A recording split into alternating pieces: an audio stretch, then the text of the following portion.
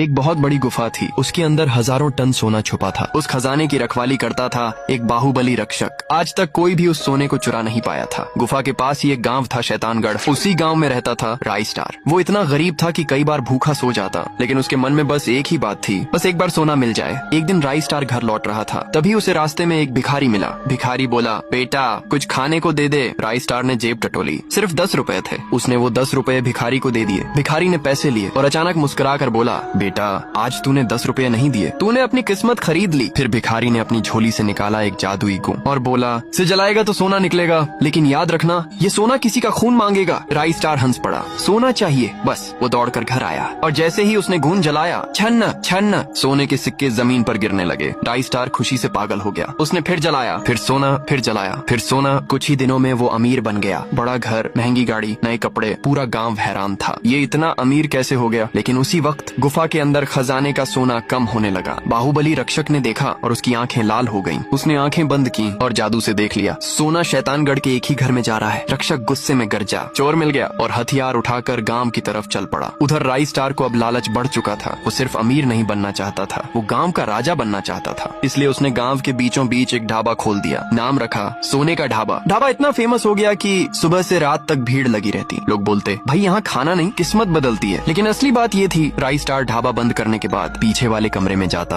और वही जादुई गुण जलाता और निकलते सोने को ढाबे के नीचे जमीन में छुपा देता। एक रात ढाबे में भीड़ थी, लोग हंस रहे थे, खाना खा रहे थे। तभी अचानक ढाबे की सारी आग एक साथ बुझ गई। पूरा ढाबा सन्न, हवा भारी हो गई और बाहर से आवाज आई, थम थम थम, जैसे कोई पहाड़ चल रहा हो। अगले ही पल ढाबे के बाहर की जमीन फट गई। धूल के बीच एक विशाल परछाई खड़ी थी, बाहुबली रक्षक। उसकी